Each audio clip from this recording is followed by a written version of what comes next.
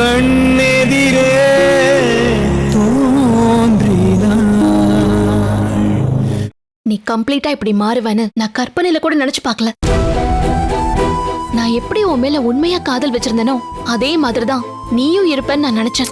இங்க பாரு, உன் மேல காதலும் இல்ல, ஒரு கன்றாவியும் இல்ல. அப்புறம் இன்னொரு முக்கியமான விஷயம் நல்லா தெரிஞ்சுக்கோ, நீ ஒன்னும் நான் தொட்ட பொண்ணு கிடையாது. உனக்கு முன்னாடி என்னோட வாழ்க்கையில யார் யாரெல்லாம் இருந்தாங்கன்ற ஒரு பெரிய லிஸ்டே இருக்கு.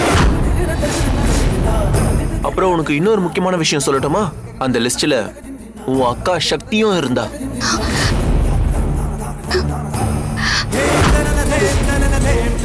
இப்ப மட்டும் இல்ல, இதுக்கப்புறம் எப்பவுமே எனக்கு உன் மேல காதல் வராது. இனிமே என்ன பொறுத்த வரைக்கும் நீ இங்க கிடக்கிற உயிரே இல்லாத பொருள் மாதிரி தான். அத முதல்ல நல்லா புரிஞ்சுக்கிட்டு புத்திசாலித்தனமா இந்த வீட்டை விட்டு கிளம்பி போயிட்டே இரு. உன்னை விட்டுட்டு என்னால எங்க போக முடியும்? அது மட்டும் இல்லாம என் வயித்துல வளர்ற குழந்தைக்கு அப்பா நீதானே சந்தோஷ். ஏய், இதெல்லாம் தெரிஞ்சும் கூட எப்படி சந்தோஷ் உன்னால இப்படிலாம் பேச முடியுது? இன்னொரு தடவை அந்த வயித்துல வளர்ற குழந்தைக்கு அப்பா நானு, இனிஷியல் நானுன்னு அது இதுன்னு ஏதாவது பேசிட்டு இருந்த அப்புறம் நான் செம்ம கடுப்பாயிடுவேன். என்னோட அம்மா கொடுத்த 30 லட்சம் ரூபாய் பணம் உங்களுக்கு எல்லாம் பத்தாதுன்னு தானே இந்த கல்யாணத்தை நிறுத்தினீங்க. நீயும் உன் குடும்பத்துல இருக்கிற மத்தவங்களும் என்ன அவ்வளவு அவமானப்படுத்தினாலும் அது எதுக்குமே ரியாக்ட் பண்ணாம இப்ப வரைக்கும் நான் பொறுமையா இருக்கிறதுக்கு காரணம் கூட நான் உன் மேல வச்சிருக்கிற காதல் தான் சந்தோஷ். மண்ணாங்கட்டி, உன் காதலை நீயே வச்சுக்கோ. நான் உன் கழுத்துல தாலி கட்டந்தனால நீ என் கூட சேர்ந்து வாழலான்றத கனவுல கூட நினைச்சு பாத்துறாத. உங்க அக்கா சக்திய எப்படி இந்த வீட்டை விட்டு வெளியே அனுப்பனோ அதே மாதிரி உன்னையே கூடிய சீக்கிரத்துல இந்த வீட்டை விட்டு உன்னை வெளியே அனுப்பிட்டு நான் வேற ஒரு பொண்ணை கல்யாணம் பண்ணிக்கிட்டு என் வாழ்க்கையை நான் சந்தோஷமா ஆரம்பிக்கல. என் பேர் சந்தோஷ் இல்லடி.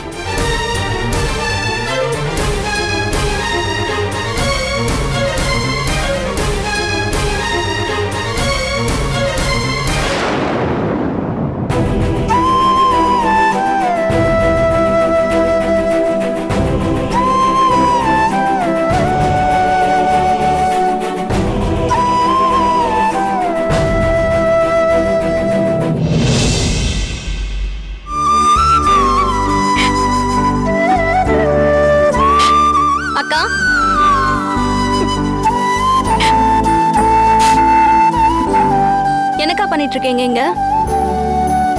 அக்கா, என்னாச்சு உங்களுக்கு? உங்க முகம் இப்படி வாடி போய் நான் இதுக்கு முன்ன பார்த்ததே இல்லையே. அதெல்லாம் ஒண்ணு இல்ல கல்யாணி, ஏதோ என்னை பத்தி சும்மா யோசிச்சுட்டு இருக்கேன். அக்கா, என் அக்கா முகம் நார்மலா இருந்தா எப்படி இருக்கும்னு எனக்கு தெரியாதா?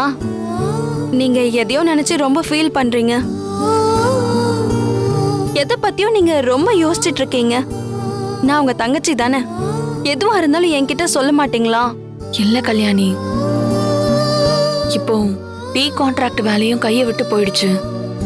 வாழ்க்கையில அடுத்து என்ன மாதிரி நிலைமை வரும்னு ஒண்ணுமே புரியல. அதான் அடுத்து என்ன பண்றதுன்னு யோசிச்சுட்டு இருக்கேன். அக்கா, நான் ஒன்னு சொல்றேன், தப்பா மட்டும் எடுத்துக்காதீங்க.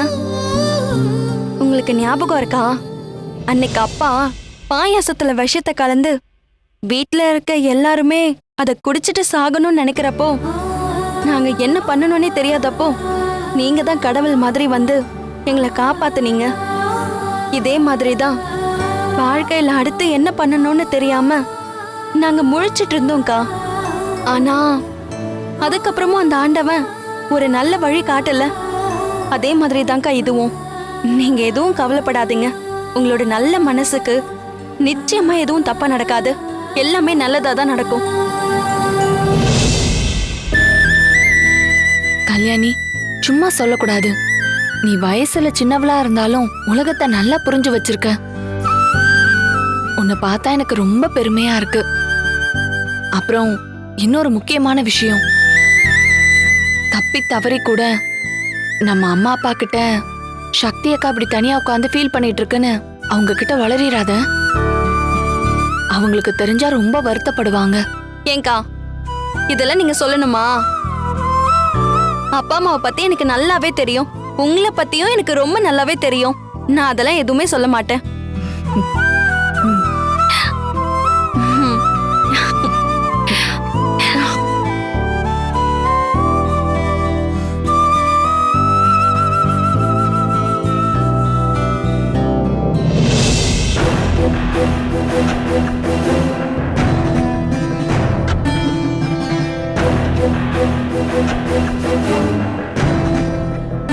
அத்தை, ஒவ்வொரு வாட்டியும் நாம அந்த சக்தியை மண்ணுக்கு விடலாம் நினைச்சிட்டு இருந்தோம்.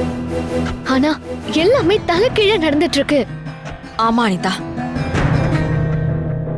இந்த டைம் எப்படியாவது நம்ம தோத்துறக்கூடாதுன்னு நான் ஒவ்வொரு விஷயத்தையும் பார்த்து பார்த்து பண்ணேன். ச்சே, ஆனா கடைசியா அவ சவால் விட்ட மாதிரி ஜெயிச்சிட்டால. பா, அத நினைச்சு பார்க்கும்போது என்னால இப்ப வரைக்கும் டைஜஸ்ட் பண்ணிக்கவே முடியல. அத்தை, எல்லாத்துக்கும் காரணம் அந்த சந்தோஷ் தான்.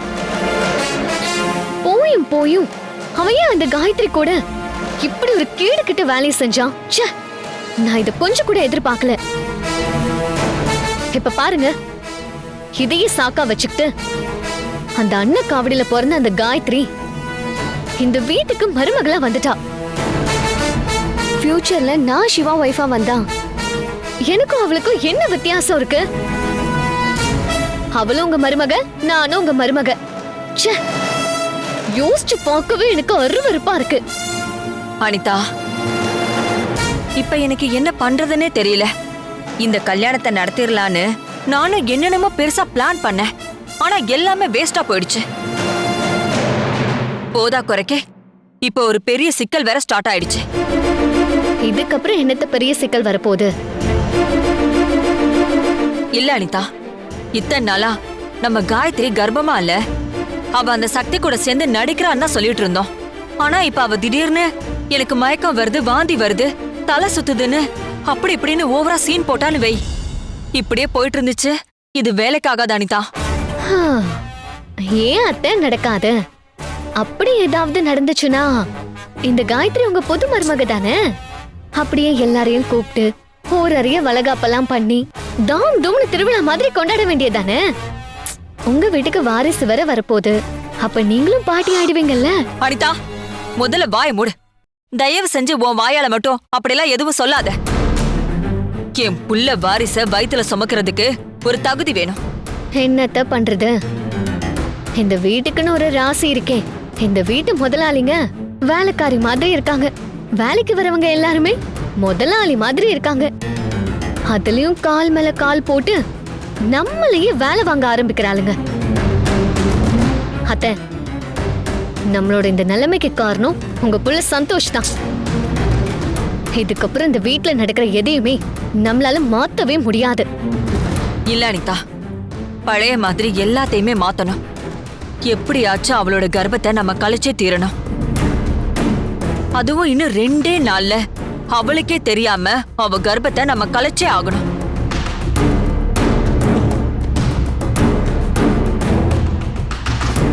ஏய் அனிதா, என்ன?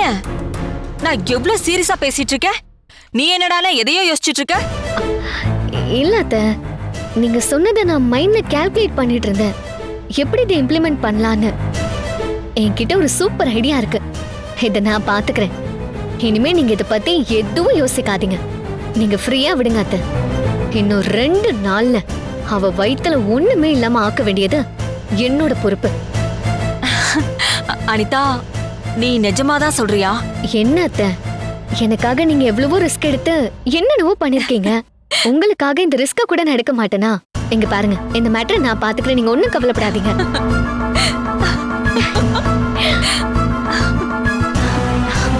அனிதா, இப்போதைக்கு இந்த வீட்ல எனக்குன்னு இருக்கிற ஒரே ஆறுதல் நீ மட்டும்தான்.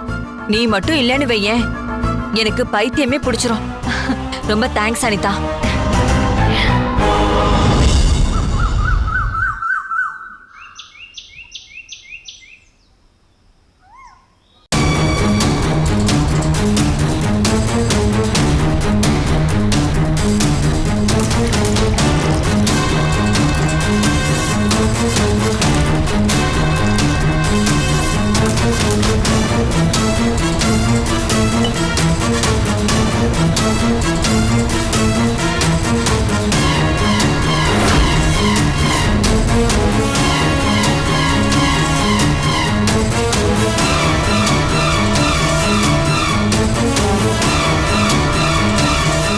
இந்த ஜூஸ்ல கலந்திருக்கிற மாத்திரை மட்டும் அந்த காயத்ரி வயித்துக்குள்ள போச்சுன்னா அடுத்த 2-3 மணி நேரத்துல என்ன நடக்கணுமோ அது எல்லாமே கிளீனா நடந்து முடிஞ்சிடும். அத்தைக்கு நான் கொடுத்த கமிட்மெண்ட்டை காப்பாத்திட்டேன்னு என்னால கெத்தா சொல்ல முடியும்.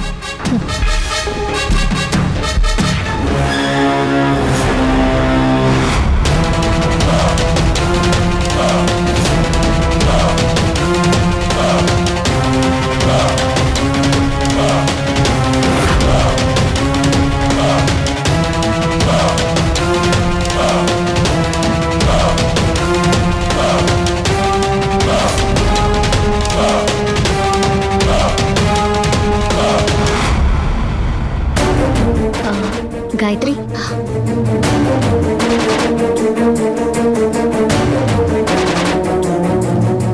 என்ன பயந்துட்டியா? நான் உன்னை பார்த்துட்டு தான் இருக்கேன். நீ வீட்டுக்கு வந்ததுல இருந்து இப்ப வரைக்கும் எதுவுமே சாப்பிடாம இருக்கேன்.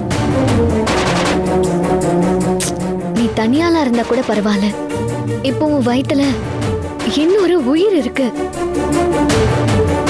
அதனால இந்த ஜூஸ் குடிச்சிட்டு நீ கொஞ்சம் எனர்ஜியா இரு.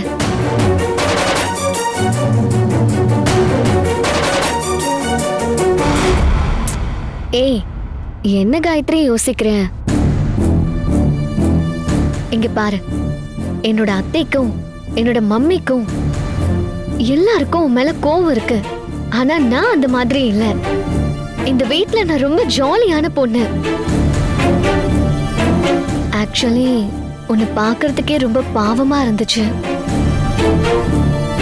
ஏதோ நீ பெரிய தப்பு பண்ண மாதிரியும் அந்த சந்தோஷ எல்லாரும் தியாகி மாதிரி தான் பேசிட்டு இருக்காங்க. நம்ம எல்லாரும் சேர்ந்து திட்ட வேண்டியது சந்தோஷ தான். ஆனா எல்லாரும் ஒருத்திய மட்டும்தான் திட்டிட்டு இருக்காங்க. நான் தெரியாம தான் கேக்குறேன், ஒரு பொண்ணு தப்பு பண்ணிட்டானா அந்த பொண்ணு மட்டும்தான் அந்த தப்புக்கு உடந்தையா இருந்தாளா? ஏன் அந்த தப்பு முழுக்க நடந்ததுக்கு அந்த பையனும் தானே காரணம்? அதுக்கு தண்டனை கொடுக்கறப்போ 2 பேருக்கும் சேர்த்து தானே கொடுக்கணும். ஒருத்தரை தியாகின்னு சொல்லிட்டு இன்னொருத்தரை மட்டும் தப்புன்னு சொல்றது ரொம்ப அநியாயம்.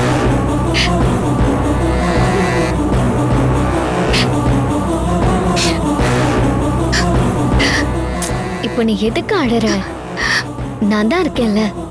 முதல்ல இந்த ஜூஸ் குடி. நீ ரொம்ப நன்றிங்க. இந்த வீட்ல இப்போதைக்கு எனக்கு ஆறுதலா இருக்கிறது நீங்களும் நீங்க பேசின இந்த வார்த்தைகளும் மட்டும்தான். சரி சரி, அதெல்லாம் இருக்கட்டும். எனக்கு கொஞ்சம் அர்ஜென்ட்டான வேலை இருக்கு, நான் கிளம்புறேன். நீ கண்டிப்பா மறக்காம இந்த ஜூஸை குடிச்சிரு. ம்.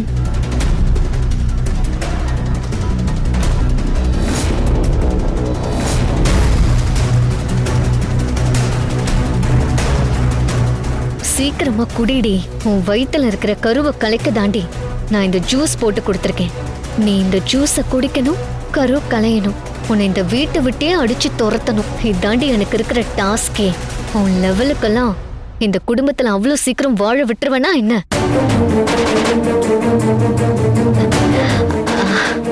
சரி காயத்ரி, இந்த மாதிரி நேரத்துல உன் உடம்ப ரொம்ப பத்திரமா பாத்துக்கோ. ஏன்னா ஹெல்த் ரொம்ப ரொம்ப முக்கியம். ஹெல்த் நல்லா இருந்தா மட்டும்தான் நம்மளோட மைண்டு, நம்ம மனசு எல்லாமே நல்லா இருக்கும். அதனால பத்திரமா பாத்துக்கோ.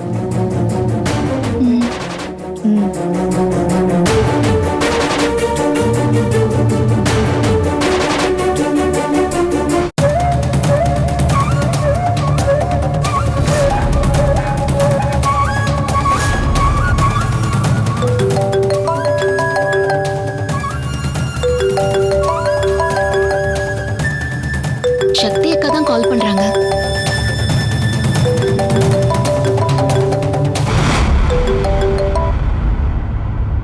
அக்கா சொல்லுங்கக்கா.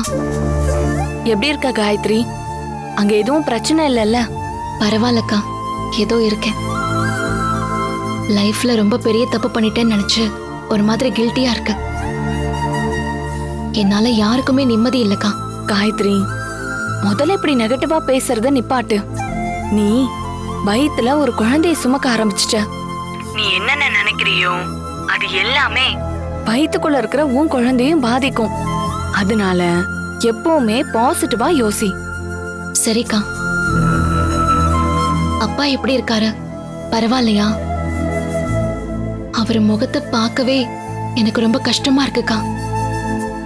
காயத்ரி, எல்லாமே கூடிய சீக்கிரம் சரியாயிடும். நான் எல்லாத்தையும் சரி பண்ணிடுவேன். உன்னோட அக்கா மேல உனக்கு நம்பிக்கை இல்லையா? என்னக்கா இப்படி சொல்லிட்டீங்க?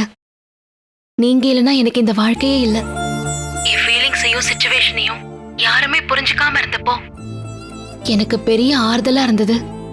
இப்ப வரைக்கும் இருக்கிறது நீங்க மட்டும் தான்க்கா. சரி சரி, ஃபீல் பண்ணாத. நீ ஏதாவது சாப்பிட்டியா? வீட்ல இருக்கிற எல்லாரும் உன்னை எப்படி நடத்துறாங்க, எப்படி பாத்துக்கறாங்க?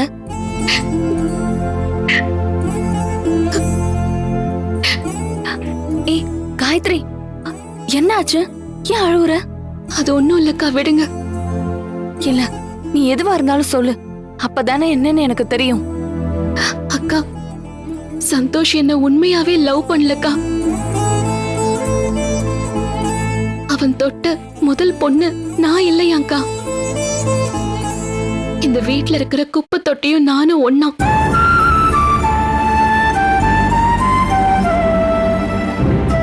இங்க பாரு காயத்ரி, முதல்ல ஒரு விஷயத்த நல்லா புரிஞ்சுக்கோ. எந்த வார்த்தையை சொன்னா உன் மனசு கஷ்டப்படுமோ, இல்ல எதை பத்தி சொன்னா நீ அதிகமா உணர்ச்சி வசப்படுவியோ, அது வேணும்னே அவங்க சொல்லிக்கிட்டே இருப்பாங்க. ஆனா நீ எதையுமே கண்டுக்காம காதுல வாங்கிக்காம அப்படியே விட்டனா அவங்க எல்லாருமே கும்பலோட கும்பலா போயிடுவாங்க. பிரச்சனை யாருக்கு தான் இல்ல, வெளியில போய் மத்தவங்கள பாக்குறப்பதான் நமக்கே தெரியும் அவங்கள விட நம்ம எவ்வளவோ ஒரு நல்ல லைஃப் வாழ்றோம்னு. ரொம்ப தேங்க்ஸ்க்கா. உங்ககிட்ட பேசும்போதுதான் லைஃப்ல ஒரு கான்ஃபிடன்ஸ் கிடைச்ச மாதிரி எனக்கு ஃபீல் ஆகுது. ஆமா காயத்ரி, நீ எதுவுமே ஒழுங்கா சாப்பிடுறது இல்லைன்னு பிரியா சொன்னா உண்மையா? ஏதாவது சாப்பிட்டியா? இல்லக்கா, நான் எதுவும் சாப்பிடல. உங்ககிட்ட இன்னொன்னும் சொல்லணும்னு நினைச்சிட்டு இருந்தேன். இங்க இருக்கிற அனிதா ரொம்ப நல்லவங்களா இருக்காங்க.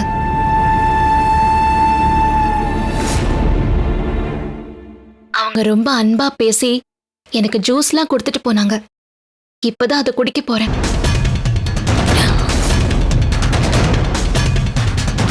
என்னது, அனிதாவா? எதுக்கு சம்மந்தமே இல்லாம காயத்ரிக்கு ஜூஸ் கொண்டு வந்து கொடுக்கணும்? ஏதோ தப்பு நடக்க போகுதே. காயத்ரி, நீ உடனே வீடியோ கால் வா. ஏன்க்கா, என்னாச்சு? நீ உடனே வீடியோ கால் வா.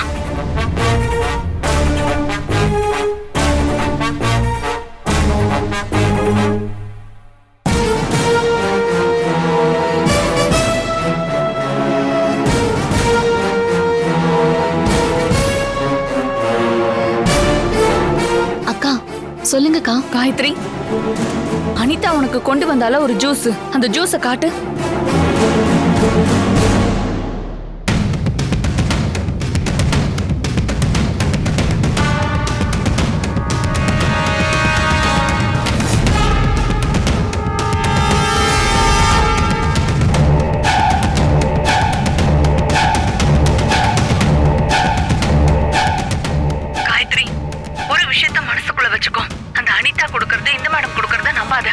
ஒருத்தரையுமே நம்பி நீ எதுவுமே பண்ணிராத.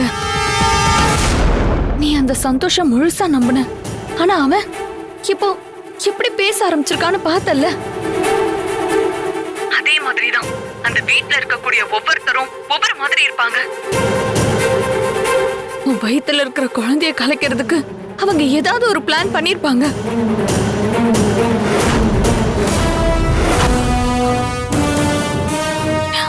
நீ எதுவா இருந்தாலும் அங்க இருக்கிற பிரியா கிட்ட கேளு. நான் பிரியா கிட்ட தான் எல்லாத்தையும் சொல்லி வச்சிருப்பேன். சரியா? சரிக்கா, சரி.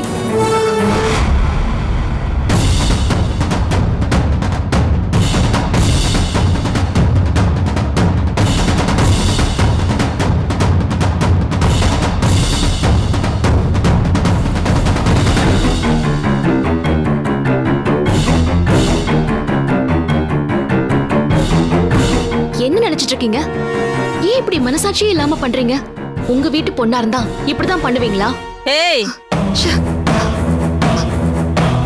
என்ன வாய் நீளுது?